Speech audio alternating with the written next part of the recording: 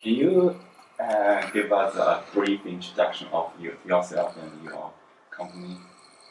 Okay, my name is Carlo Pompili. I'm CEO of a startup company called Telcred, which is a spin-off from a research institute in this building, actually, from Swedish Institute of Computer Science. My personal background is I've been working with business development and innovation in the IT and telecom industries for the past 15 years in various roles as an entrepreneur, as a consultant, as an investor, and in different capacities. I got involved in Telcred when it was about to be spun off from a research project, so I'm not one of the original inventors of the idea, but I'm one of the co-founders of the company. So I've been heading up the business since we started the company in 2009. And Telcred's business is to develop access control products, that is hardware and software to control locks on doors in a new way, where one of the distinguishing features is that we use a technology called NFC, or near field communication, which is now starting to become a feature in many modern smartphones. And the other one is that our systems work completely offline or standalone, which make them much less expensive to install, and therefore we hope to be able to open up new applications for access control systems where today you would use traditional metal keys, but where we can see that we can add a lot of value to the customers by providing an access control system at a reasonable price. So you said your company is started from a research project, the idea. So how do you start your company from the idea that the research project for a company? Yeah, there was a person who was actually the head of the IT security research group at this research institute who had the original idea. And he had various sources of inspiration and so on, but so he ran a project, or initiated a project in the context of the research organization to look at to come up with a way to do what we are doing today. Yeah, so they did that for a few years, and in the process they did come up with a framework or a model that was sort of worked through, and then there was an application for a patent was filed and so on. And then they also did a bit of very early business development in terms of going out and talking to potential customers or users of this technology, and were encouraged by both the technical progress and by the feedback from these potential customers. So when at some point they decided that okay, now we have this patent and we have good feedback from potential users, and we think this technology will work, so now it's maybe a good time to try to do this for real, and by starting a new company, and that's when I got involved. So the institute and this researcher and myself, we talked about it, and we agreed that it's probably possible or worth it to try to commercialize this as a new company, and then we negotiated a bit on the terms and conditions for doing that, and then we set up the company and started. Do you have a complete plan when you start up your company? No. No? No. I mean, that depends on what you mean with a complete plan, but of course you have some idea of what this future company is going to do, and in what order then to do things. I mean, when you start a company, there are certain practical things you need to do, like coming up with a name, registering a domain name, putting up a website, getting a bank account, getting a legal entity, and this type of thing. So that's sort of one track you immediately start working with, and then of course finding a team, it's like who's going to work with this. Also, of course, I mean, starting the process of selling and talking to customers and doing the business development part, that we started pretty much from the beginning. So I would say there are maybe three tracks. One which is more sort of practical, administrative, in terms of getting everything in place that you need, where you're going to sit, it's like buying computers and stuff. One track which is more technical product development, what do we do now? I mean, so we had in the beginning myself and one developer. So obviously we had to agree what are we going to try to build to start with. And then a third track, which is more the business track, where you start looking at, okay, how do we get customers, or what are the thoughts around customers. So for instance, we pretty early on got a project with Ericsson to do a demo for them, which we then showcased jointly at the Congress called Mobile World Congress in Spain. So that was then the focus for us for the next 6 months, I would say, to build this demo together with Ericsson and then to show it at this big conference. Have your goals and your values changed from the beginning? No, I don't think so. Actually, I think they are the same. Both my personal course and values and the values, or how should I say, the core thinking about the business and so on. It hasn't changed fundamentally. Of course, you learn a lot along the way. Every time you start a new project and you get really deep into it and you go out and talk to a lot of users or customers or partners and you get feedback all the time, and then you sort of constantly revise your plan and your own thoughts about the opportunity and what you should and shouldn't do and so on. But I think in a more we haven't come to a point in this business, at least not yet, where we say, it's like, this is the wrong way, we need to go this way instead, or make like a big change. So it's been more trying to, if you cross a mountain range, you say, I want to go there, but when you're far away, you cannot really see how to go. So you need to find the precise path when you get closer. But I'd say it's still pretty much the same. Thank you. We all know that it is difficult to run a business for a very long time. In your case, Telcred is approaching its 5th year, right? Yeah. During these years, have you met any difficulties or some big problems? Yeah, all the time. Can you overcome? Yeah. There are many difficulties. One difficulty which I think most startup entrepreneurs share is funding.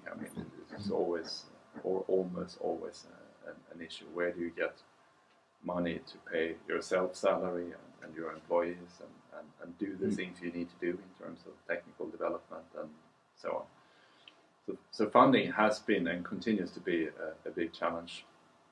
Then we have had actually some technical problems as well, or challenges, especially in your area with the embedded stuff. Yeah. That was unexpectedly difficult, and on a personal level, I was surprised how difficult some things were to get them to work the way they needed to work, and how much you have to do from scratch. I have been working a lot with IT, but not so much with embedded, so that was a learning point for me to realize that you have to write your own serial drivers, and that can take 2 months to just make this component talk to that component, and not even doing something fancy, just sending bytes back and forth. And then of course also, customers and sales continue to be, has been and continues to be a challenge, and especially, which is also I think an experience which many startups share, is that we're building a relatively complicated product that consists of many modules and pieces that have to work together, and it involves to some extent hardware and software, and it's for security applications. So the thing really has to work before you actually start selling it for real. And we're not quite there yet. We're getting very close now, but we're not quite there yet where we can say that this is now a commercial product with commercial quality. And so it's a little bit different. If you make a new game or something, you can launch something which is an alpha and it can be a bit buggy and so on. You can get it out quickly and start selling it, and then you improve it over time. But with our product, it needs to meet a certain quality criteria before we can really sell it in volume to real customers. So that's the challenge then, because in order to get funded, you need to show that you have traction with customers and sales. But to get that, you need to have a product, and to develop the product, you need the money. So it's a bit of a catch-22 where it's difficult to start selling before you actually have a product. But to build a product, you need to be able to prove that you have customers. So you're caught in a bind between those two. So that has been and continues to be a challenge for us. But then you have to sort of try to navigate your way through that. So for instance, for us, one way to do this was to do this project here with EIT, which was like an early pilot customer, and where we could get sort of acceptance to do this, even if the product is not, it doesn't have the commercial qualities that would be required for us to sell it to a fully commercial customer. At least this wasn't the case 1.5 years ago when we started implementing it here. So many challenges all the time and difficulties of different kind. You just talk about the funding. And the last lecture you gave here at the CLC, you said try to fund the capital ventures as late as possible. Yes. But a lot of startups are trying to fund the VC as early as possible. So what's your reason for this?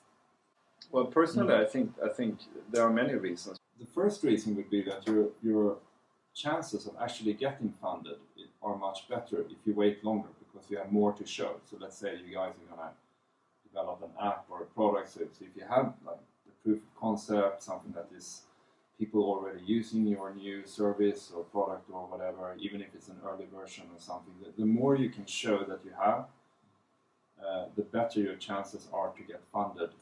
If you start too early, the risk is that you will waste your time. And so maybe you'll spend 6 months trying to chase capital and in the end not succeeding, when you could have spent 6 months building your product and then maybe succeed, because you have something to show and you have some users. And because the thing about investors is that they hate risk. So everything that can reduce risk, the better. So if you say we're going to build this, that's risky. Maybe you won't be succeed. But if you said we did build this, we have it, you can try it out yourself, then there is less risk.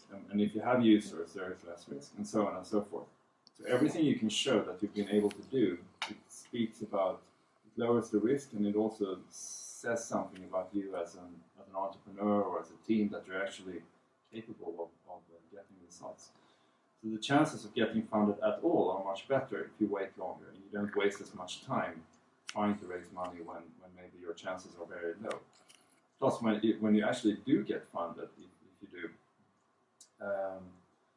do, your valuation will be better. So you can get more money for the same share of the company, or you can get the money you need, but you don't have to give away as much of the company as you would have at an early stage. So the guys who have money, I mean, many of them, like the guy who started Spotify. Do you know Spotify, the music service? Yeah. I mean, he made a lot of money from his previous venture, so he waited 2 years until the product was there and they had massive success already before they started to get money. Then also, I mean, I think from a personal view, and I mean, the longer you wait, when you when you take money, you also take on a responsibility to the investors, and they're going to start chasing you and ask you questions, how's it going, and have opinions about what you do and don't do. I mean, if you don't take money, you can do what you want. You can follow your own vision, and you can decide, what features the product should have, and what way you want to go, and so on. So it's and you are the ones that have the vision. So I think it's worth a lot, especially in the beginning, to have that freedom to follow your own vision and not having to report to a board that will tell you, go this way because we don't think this is the right way to go, and so on. So for all those reasons, I think it's better to wait as long as possible. The best scenario would be if you don't need to take any money at all, or until you're very big and already successful, because then you can get a lot of money for very little dilution, and you can have much more fun. Steve Black, who is a Silicon Valley entrepreneur, once he said, "No business plan survives first contact with a customer." What do you say about that?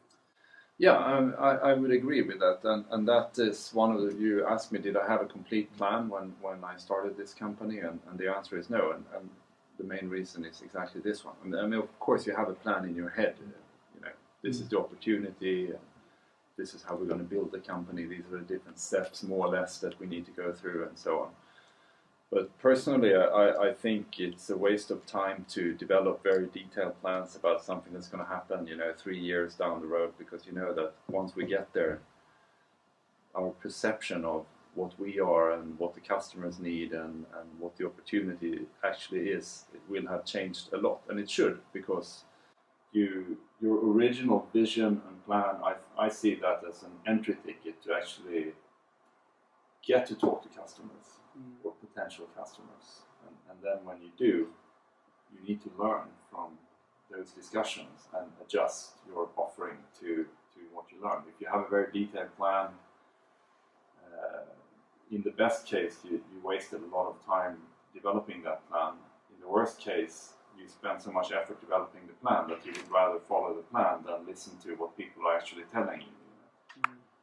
If you develop a plan that says, you know, we're going to sell this product to this segment, and you have made a very good plan on how to enter that segment, and then it's very, very hard to get into that segment, you discover. But you sort of learn along the way that there is another group of customers over here that seem much more interested in your product. Then you should go there. But if you're very, you know, invested in your original plan, then maybe you won't even perceive those signals. So I think it's good to have a rough plan. I think if it's your first venture or you're starting out, I think it's good to force yourself to write a business plan, because it actually forces you to think about certain things. I mean, you can also have a checklist and you just make bullet points. You know, how are we going to enter the market? Okay, we need to have an answer to this. You know, how are we going to scale the business? We need to have an answer to this. But you shouldn't over-engineer the plan, because the plan is going to change, and it should change. It's very hard to plan on changes. Yeah, and especially, I mean, it's sort of, it's inherent in the nature of innovation that you don't really know exactly what will happen. I mean, if you knew, it wouldn't even be innovation. If you work in a big company and you're going to develop version 9.7 of a product that you already have, and you know your customers, you can sort of just, you know, make the plan and execute it. I mean, you should have a vision. But you need a vision, absolutely. But then. And that one, I think you shouldn't change too easily, or at least not for the wrong reasons. Stick on it. Yeah, I mean that's an area for debate, and it's not black or white. But today it's a bit fashionable to talk about pivots. Do you know that word? Do you know what it is? Pivot. Right. It's basically, if you talk about Steve Blank and like the lean school of entrepreneurship and so on. This expression is very fashionable today. Basically what it means is that come up with an idea, test it in a compressed amount of time. If it works, great. If it doesn't work, change and do something else. You know, and that's the pivot, is when you change direction. And I think there is some value in that that advice, in the sense that, you know, you should perceive the signals you get, and if it seems like this is not going to work, then you should absolutely change and do something else, or adjust your plan or something. But you should also not give up too easily, because it is difficult and it does take time and sometimes to find the right way. So the fact that you don't get your customers immediately, or you don't find success immediately, doesn't necessarily mean that your vision or broad plan is wrong. It's just maybe that it will take a bit longer, or you need to work a bit harder, or you need to give a bit more time to have luck. You know?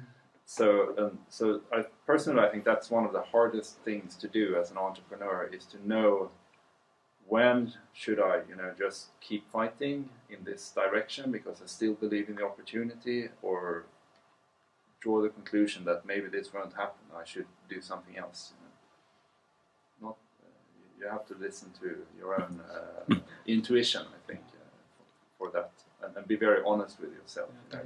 Why are we not succeeding? Is it because the customers don't want this thing we are talking about, or is it something? We found that Telcred had your first commercial deployment on this September. Yes. Yeah, and that's really a great achievement. And so, what's your next plan? Next step?